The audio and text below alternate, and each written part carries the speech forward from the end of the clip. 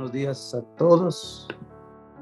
Buenos días a todos. Que el Señor les bendiga hoy. Estamos presentando la última parte del tema que estamos hablando sobre lo que es la destrucción de Jerusalén en su primera parte en el Antiguo Testamento.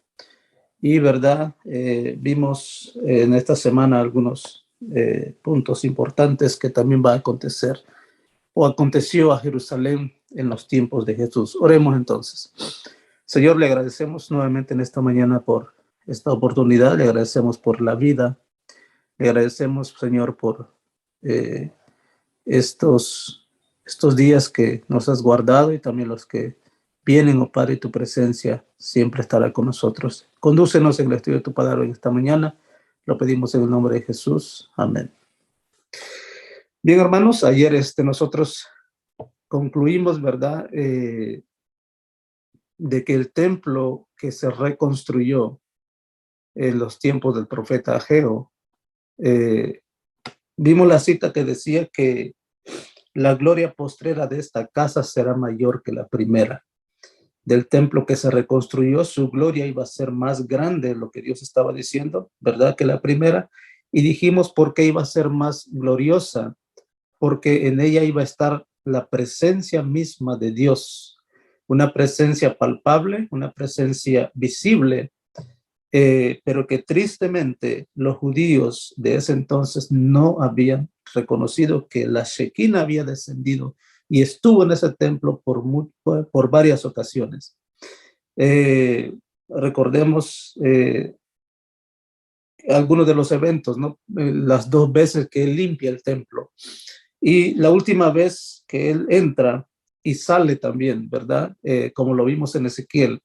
Cuando Jerusalén y el templo iban a ser destruidos, vimos que la Shekinah, la gloria de Dios, se eleva de sobre el templo, se sale del templo y se va al monte, al oriente, que estaba allí en ese entonces. Y vemos que Dios abandona el templo, abandona Jerusalén, porque las abominaciones que se cometían en el templo o en Jerusalén eran tan grandes que Dios no podía estar más en ese lugar y les dijo: viene destrucción de los 4 ángulos de la tierra, vienen las águilas, ¿verdad?, que era Babilonia, para destruir en ese entonces a Jerusalén y al templo también. Pero vimos que la presencia de Dios, la Shekinah, sale, abandona y deja abandonado, ¿verdad?, a merced del enemigo, la ciudad de Jerusalén. Y nosotros vemos aquí en Juan 1:14. Juan 1:14 está registrado las palabras que se usaban en el Antiguo Testamento, en el santuario terrenal que fue construido por Moisés por orden de Dios. Dice que la gloria de Dios descendió.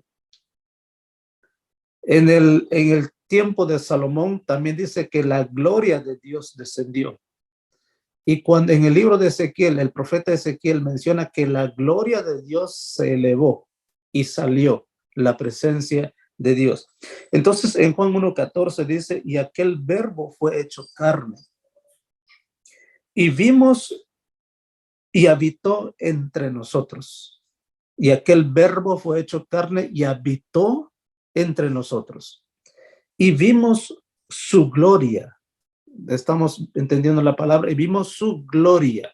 Gloria como del unigénito del Padre, lleno de gracia y verdad. Y vimos su gloria. Es la presencia misma de Dios encarnada en Jesús, ¿verdad? Es como Dios dice que el verbo vino aquí, habitó entre nosotros, estuvo entre nosotros, dice el apóstol Juan en sus escrituras: habitó entre nosotros, hizo su casa junto a nosotros, hizo su campaña junto a nosotros o entre nosotros, y vimos su gloria, gloria como del unigénito del Padre, lleno de gracia y verdad. ¿Esa quién es? Es la misma gloria que descendió en el tabernáculo construido por Moisés. Es la misma gloria que descendió en el templo de Salomón. Es la misma gloria que se elevó abandonando a Jerusalén, y es la misma gloria que vino después en carne, manifestado en carne, quien es nuestro Señor Jesucristo. Entonces, mis hermanos, hacia el final del ministerio de Jesús, ¿verdad? También él se acerca al templo desde el oriente por última vez. Cuando llegaba ya cerca de la bajada del Monte de los Olivos, escribió Lucas 19, 37 y 38. Lucas 19, 37 y 38, cuando llegaba ya cerca de la bajada del Monte de los Olivos, otra vez el Monte de los Olivos, toda la multitud de los discípulos gozándose comenzó a alabar a Dios a grandes voces por todas las maravillas que habían visto, diciendo, bendito el Rey que viene en el nombre del Señor, paz en el cielo y gloria en las alturas. Están aquí otra vez, mis hermanos, los discípulos y la gente gozándose porque estaban, ¿qué cosa? Disfrutando de la presencia, de la gloria, de las maravillas, de las hazañas que el Señor Jesús había hecho. Mateo 21, 12 al 13. Es la última vez que la Shekinah entra al templo y después lo abandona, y vamos a verlo en las citas bíblicas. Mateo 21, 12 al 13 dice, y entró Jesús en el templo y echó fuera a todos los que vendían y compraban en el templo y volcó las mesas de los cambistas y las sillas de los que vendían palomas y les dijo, escrito está, mi casa, casa de oración será llamada, mas vosotros la habéis hecho cueva de ladrones. Mi casa, casa de oración será llamada, mas vosotros la habéis hecho cueva de ladrones. Y Mateo 21, 18, 19 registra otro incidente. Por la mañana, volviendo a la ciudad, tuvo hambre. Y viendo una higuera cerca del camino, vino a ella. Y no halló nada en ella, sino hojas solamente. Y le dijo, nunca jamás nazca de ti fruto. Y luego se secó la higuera. ¿A qué representaba esta higuera estéril? Bueno, representaba a los judíos, que nunca más, ¿verdad? Estaba ya pronunciando juicios sobre Jerusalén. Estaba pronunciando juicios sobre el pueblo que había escogido con un propósito, pero que el mismo pueblo no cumplió los propósitos. ¿Se acuerdan cuando iniciamos nuestro tema o parte de la segunda presentación que Dios y el pueblo hizo un pacto? El pacto era que Dios iba a ser el Dios de ellos, que Dios iba a guardarlos, que Dios los había sacado como mano poderosa de Egipto y que le dijo Dios a Moisés, ve y dile al pueblo que yo quiero hacer un pacto con ellos. Y cuando Moisés se presenta ante el pueblo y le dice, esto es lo que Dios quiere hacer con ustedes o con nosotros, un pacto, pero hay ciertas condiciones que cumplir. Si diereis oído a mi voz y guardareis mis pactos, entonces yo voy a hacer de ustedes un especial tesoro, voy a hacer de ustedes gente santa, voy a hacer de ustedes una nación especial. ¿Y qué dijo el pueblo? Lo que el Señor diga, eso haremos, ¿verdad? Entonces, el pacto, pero el pueblo no cumplió el pacto. Y por tanto, el Señor decidió abandonarlos también. Y en Mateo 21, 33 al 43, también ahí está escrito algo interesante, una parábola también que representa muchas cosas, y lo voy a leer para ustedes. Oíd otra parábola. Hubo un hombre. ¿Quién era ese hombre? Dios el Padre. Oíd otra parábola. Hubo un hombre que representa a Dios el Padre. Hubo un hombre padre de familia, el cual plantó una viña. También creo, me parece que el profeta Isaías habla de esta viña, ¿verdad? Y la cercó de vallado, y la cerca de vallados, y la limpia el terreno. Bueno, pero dice, me imagino, me parece que el profeta Isaías, pero cuando vino el amo a cosechar las uvas, ¿qué encontró? Dice que encontró uvas agrias, ¿no? Uvas que no tenían, a pesar de que el amo despedregó el terreno, la cuidó, la protegió, dice que, y la cerca de vallados, vino el amo, pero no encontró uvas buenas. Entonces aquí vemos también lo mismo. Jesús está usando eso para representarlo también en el Nuevo Testamento. el cual plantó una viña. ¿Cuál era la viña? La ciudad de Jerusalén. La cercó de vallados. ¿Cuál era el cerco que Dios pone alrededor de su pueblo? Los 10 mandamientos, la ley de Dios. Cavó en ella un lagar, edificó una torre. ¿Cuál era la torre? ¿Cuál era el mayor orgullo de los judíos? El templo.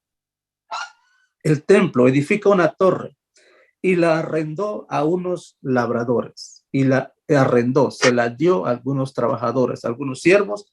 ¿Y quiénes eran esos siervos? Esos siervos eran el mismo pueblo de Israel. Y dice la Biblia que se fue lejos. Y cuando se acercó el tiempo de los frutos, envió sus siervos. ¿Quiénes eran los siervos que Dios envió al pueblo de Israel? Pues los profetas, ¿verdad? Antes del cautiverio. Recordemos lo que le dijo Ezequiel al pueblo. Yo les he hablado muchas veces, Dios me ha enviado muchas veces a hablarle a ustedes de las cosas que vendrán, de que se arrepiente, y ustedes no escucharon. Esa cita lo leímos. No escucharon, no atendieron a la voz del Señor. Entonces, envió a sus siervos, los profetas, ¿verdad?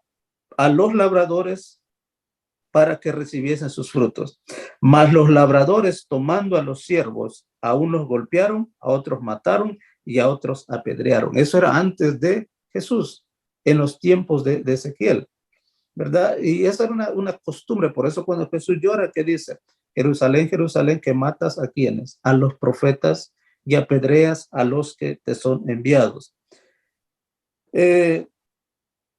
Hicieron con ellos de la misma manera. Finalmente les envió a su hijo. Ahí está en la parábola. Y sabemos bien que el hijo que envía este padre de familia, pues es su hijo, que representa a quién? A Cristo Jesús, diciendo, tendrán respeto a mi hijo. Mas los labradores, cuando vieron al hijo, dijeron entre sí, este es el heredero, venid, matémosle. Y cumplieron esa parte. ¿Cómo lo mataron? Lo crucificaron. Y apoderándose de su heredad y tomándole, le echaron fuera de la viña. Fuera de la viña. ¿Qué representa la viña? Jerusalén. ¿Dónde murió Jesús? ¿En Jerusalén o fuera de Jerusalén? Fuera de Jerusalén. Y le mataron. Cuando venga pues el señor de la viña, ¿qué hará a aquellos labradores? Hay una pregunta. Le dijeron, a los malos destruirá sin misericordia. ¿Cuándo pasó eso? En el año 70, ¿verdad? Cuando Jerusalén fue destruida y el templo también. Y arrendará su viña a otros labradores. ¿Quiénes son esos otros labradores? ¿Quiénes representan esos otros labradores? Básicamente representan a los gentiles. Que le pague el fruto a su tiempo. Jesús le dijo, ¿nunca leíste en las escrituras? La piedra que desecharon los edificadores ha venido a ser cabeza del ángulo.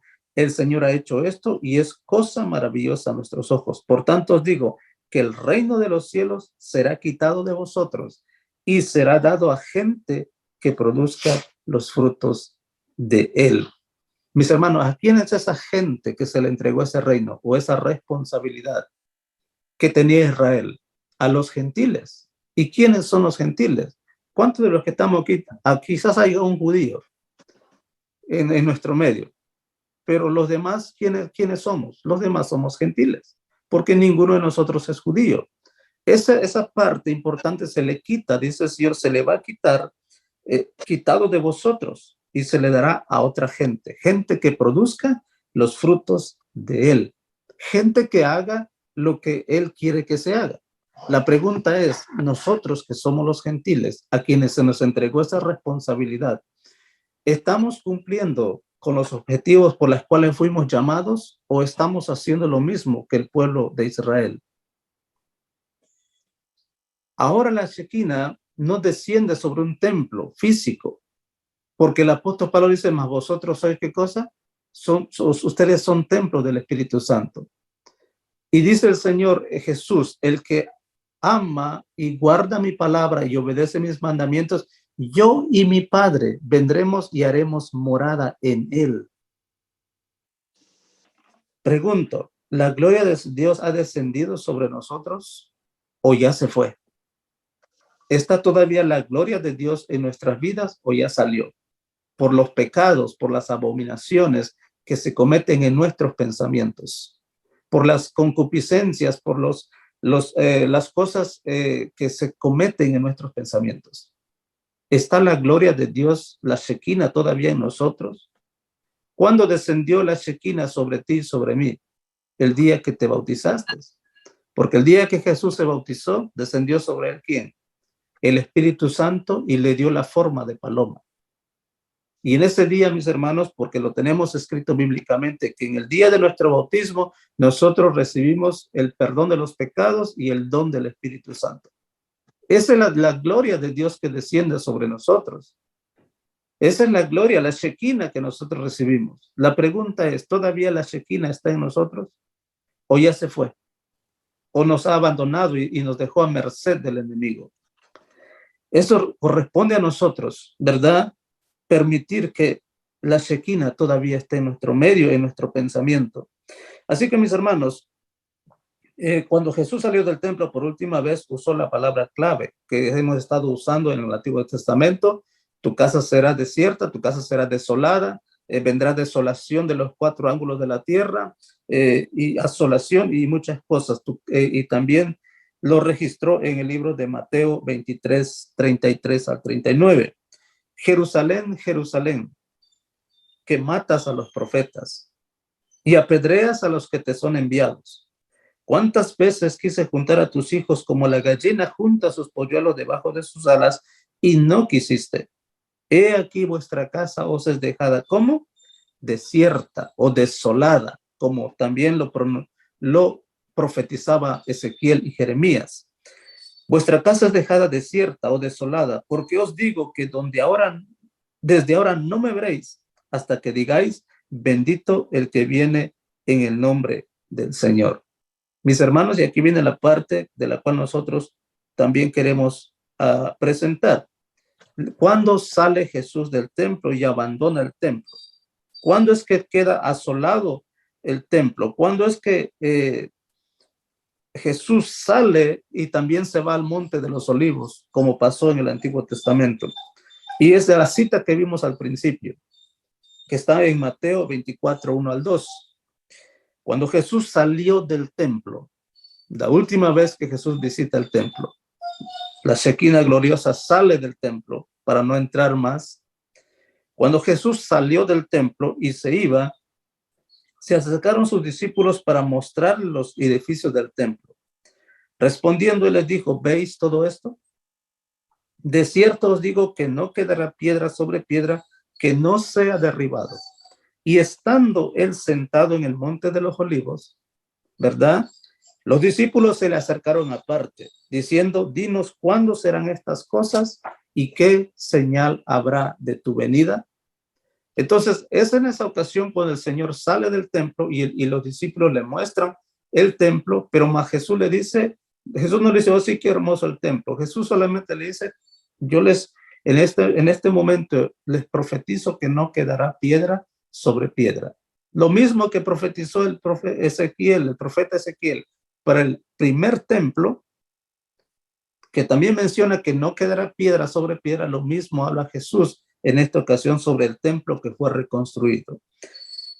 Y en Mateo 24, 15 al 16, por tanto, cuando veáis en el lugar santo la abominación desoladora de que habló el profeta Daniel, el que lee, entienda. Entonces los que estéis en Judeas, huyan a los montes, ¿verdad? Y también dice la otra parte de Lucas 21, 20, hablando de la misma.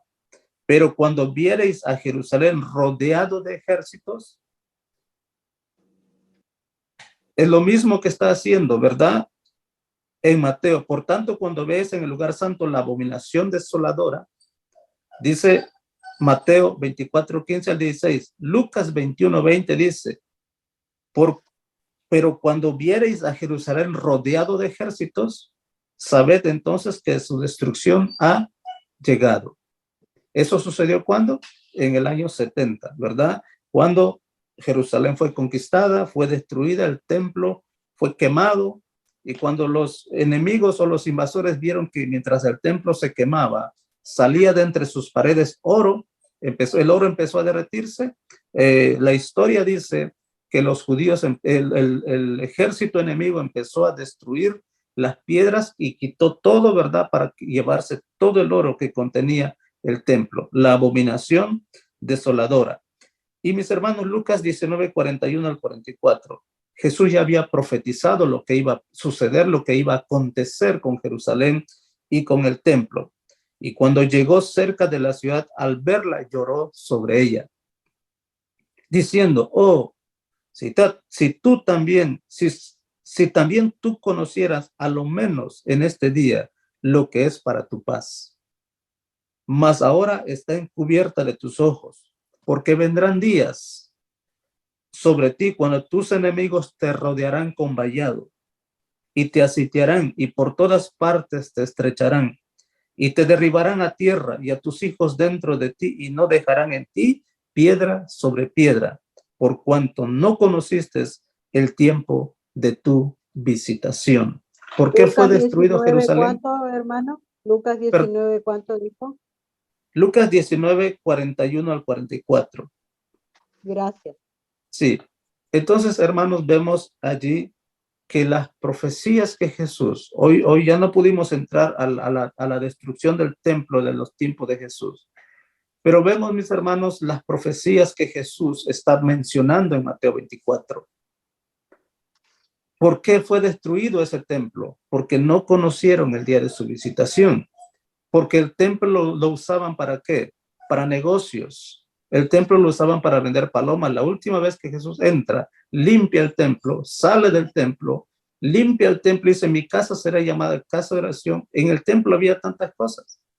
Había negocios, cambistas, vendían palomas, vendían de todo. Ya era un centro de negocios y no una casa de oración. Yo en este día soy el templo del Señor. ¿Cuál es la prioridad en mi vida? ¿Los negocios o mi casa es una casa de oración? ¿O mi templo es una casa de oración? ¿O mi cuerpo es un templo para la oración? Entonces, al final de los tiempos, la misma, como decía Ezequiel, aquí que viene el fin viene de los 4 ángulos de la tierra. Y cuando nosotros vemos Apocalipsis 7:1, dice que vi a 4 ángeles sobre los 4 ángulos de la tierra que sostenían los 4 vientos de la tierra para que no soplase sobre la tierra y el mar. ¿De dónde vendrá la destrucción al final de los tiempos? De los 4 ángulos de la tierra. Así que, mis hermanos, las lecciones de Mateo capítulo 24 nos enseña a vivir, ¿verdad? Y a entender el tiempo que estamos viviendo. Yo quiero decirles que la señal que menciona Apocalipsis, Mateo 24, de la caída de los grandes terremotos que dijimos, Mateo usa terremotos, Lucas usa grandes terremotos, Marcos usa grandes terremotos y Lucas usa alborotos. Esa parte de la profecía se ha cumplido. Y ya no tenemos el tiempo para leerle, ¿verdad? Lo que está escrito en el pero bueno, tenemos unos minutos todavía y quisiera darles a entender. Hablando respecto al gran terremoto del cual menciona Mateo 24, esta parte de la cita lo encontramos en el conflicto de los siglos. En el conflicto de los siglos, página 306, en adelante está registrado ese gran terremoto. Y dice, estas señales se vieron antes de principios del siglo XIX. En cumplimiento de esta profecía de Mateo 24, en 1755 se sintió el más espantoso terremoto que se haya registrado. Aunque generalmente se lo llama el terremoto de Lisboa, como muchos presentadores lo dicen, y oradores y pastores, se extendió por la mayor parte de Europa, África y América. Se sintió en Groenlandia, en las Antillas, en las Islas Madera, en Noruega, en Suecia, en Gran Bretaña e Irlanda. Abarcó por lo menos 10 millones de kilómetros cuadrados, el gran terremoto de Mateo 24. La conmoción fue casi tan violenta en África como en Europa. Gran parte del Argel fue destruida y a corta distancia de Marruecos, un pueblo de 8 a 10 mil habitantes desapareció en el abismo. Una ola formidable barrió las costas de España y África, sumergiendo ciudades y causando inmensa desolación. Fue en España y Portugal donde la sacudida alcanzó su mayor violencia.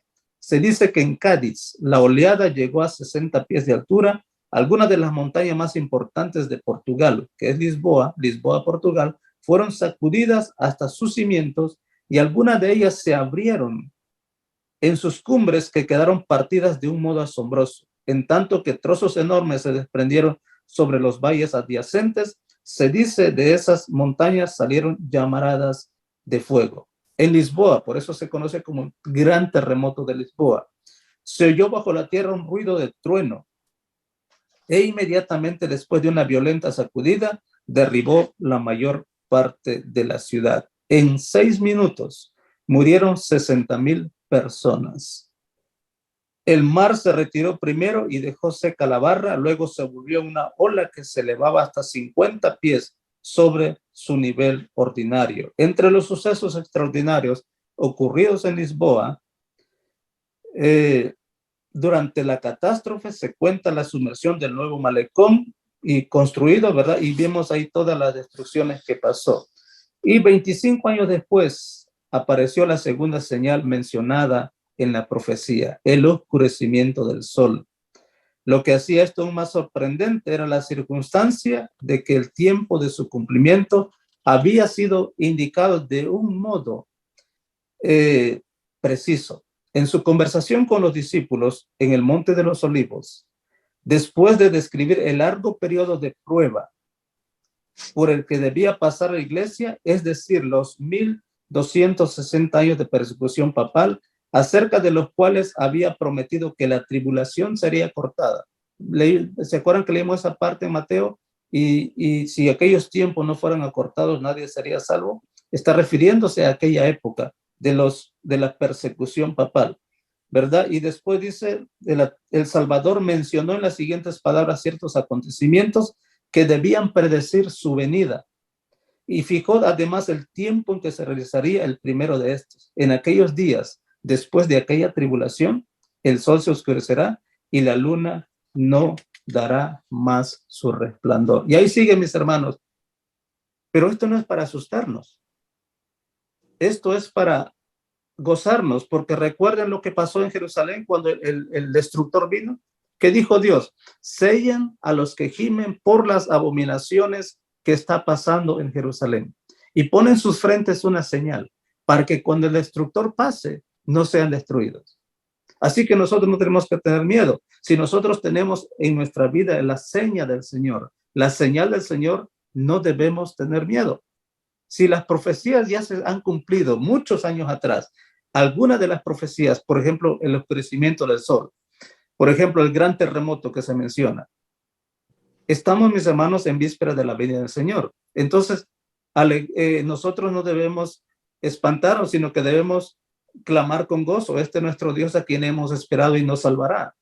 Porque en el tiempo de Jerusalén, en el tiempo de Ezequiel, muchos fueron salvados, porque pasó aquel ser y le puso una señal en la frente de los que gemían por las abominaciones. La pregunta es, ¿nosotros gemimos por esas abominaciones o estamos cometiendo las abominaciones? Que esta reflexión, ¿verdad?, sea para nosotros en esta semana algo interesante. Y debemos ocuparnos con temor y temblor por nuestra salvación. La salvación es individual. La salvación, cada quien debe correr y buscar su salvación.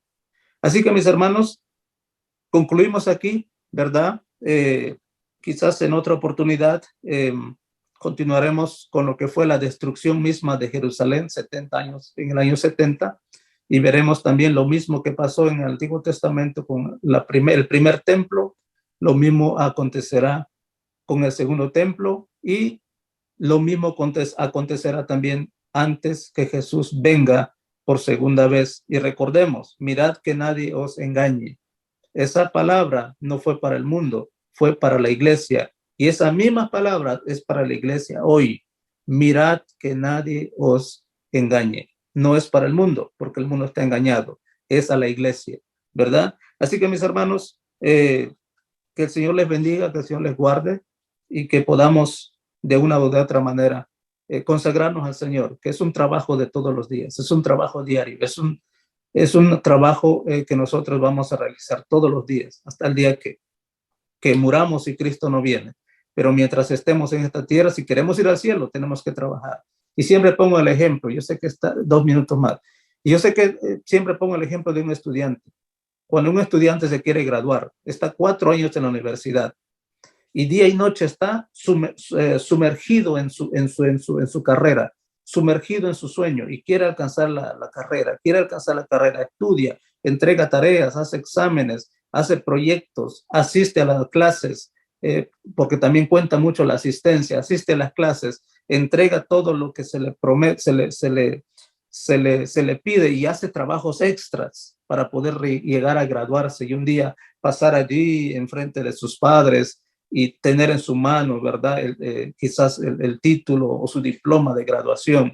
Y qué feliz se siente ese día cuando por fin el muchacho ha graduado y ha alcanzado su carrera. Lo mismo es para la vida cristiana. ¿Quieres llegar al cielo? Quiero llegar al cielo. Queremos llegar al cielo. Tiene que ser el mismo trabajo, hermano. Todos los días, día y noche, entregar tareas, entregar proyectos, asistir y muchas cosas que nosotros tenemos que hacer. Ese es un trabajo. Queremos graduarnos en el reino de los cielos. También, mis hermanos, tenemos que esforzarnos. El Señor arrendó su viña a otros labradores, los gentiles, nosotros. ¿Qué estamos haciendo con esa herencia que Dios nos ha dado? ¿Qué estamos haciendo con ese proyecto que Dios nos ha entregado en nuestras manos? ¿Qué estamos haciendo por Cristo? ¿Estamos promoviendo su reino o estamos promoviendo otra cosa? ¿Estamos invirtiendo para su reino o estamos invirtiendo en otra cosa? Tus prioridades, mis hermanos, y mis prioridades son las que me llevarán o me dejarán fuera de la nueva Jerusalén. Que el Señor te bendiga y que en este día de preparación podamos nosotros, este sábado, que sea un sábado diferente, un sábado especial, no como los que han pasado, que sea mejor, que nuestra adoración en estas horas que vamos a comenzar sea completamente entregada a nuestro Dios. Jerusalén fue dejada, ¿vimos por qué? Porque quebrantaban el día de reposo, porque lo tenían como un día común, porque lo pisoteaban, hacían negocios, hacían de todo. Tengamos cuidado con eso, ¿verdad? El día sábado es el día del Señor, el día en el cual nosotros le adoramos y le entregamos todo nuestro ser. Vamos a orar. Señor y Dios, nuestra gracia le damos en esta mañana por las amonestaciones, por las historias escritas, porque tu palabra dice que todas estas cosas fueron escritas para nuestra enseñanza, a fin de que por la paciencia y la consolación de las escrituras nosotros tengamos esperanza. Y Señor, fundamos nuestra esperanza en ti, de que nos vas a salvar, de que nos vas a sacar de este mundo antes de ser destruido, de que tu presencia, Señor, estará con nosotros. Te pedimos perdón por nuestros pecados, porque te hemos fallado, porque en muchas ocasiones, como el pueblo antiguo, también nosotros hemos dejado de hacer tu voluntad.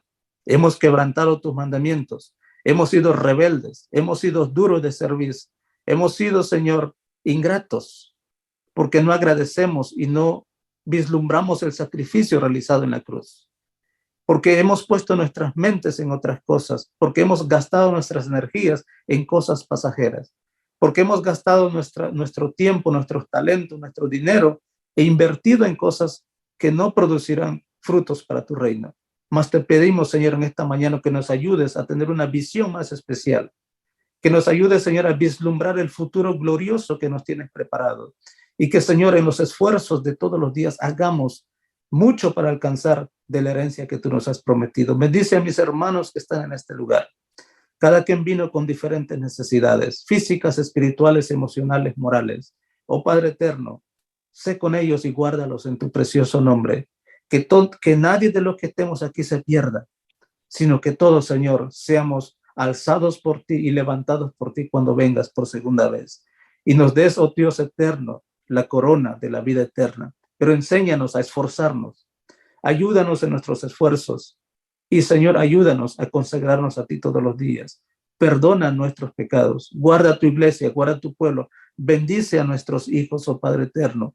Como padres te rogamos que los salves, que los lleves contigo, que los guardes en tu nombre. Si son jóvenes, adolescentes o niños, Señor, por favor, guarda de ellos, cuida de ellos, protege sus vidas, Señor, y que ellos también sean salvos por ti. Gracias por escuchar nuestra oración. Gracias por esta linda semana que nos has dado en el estudio de tu palabra.